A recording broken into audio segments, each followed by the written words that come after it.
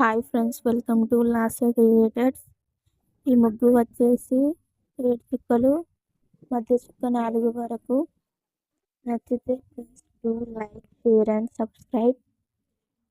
Simple ముగ్గు అండి, ఎలా ఉందో చెప్పండి.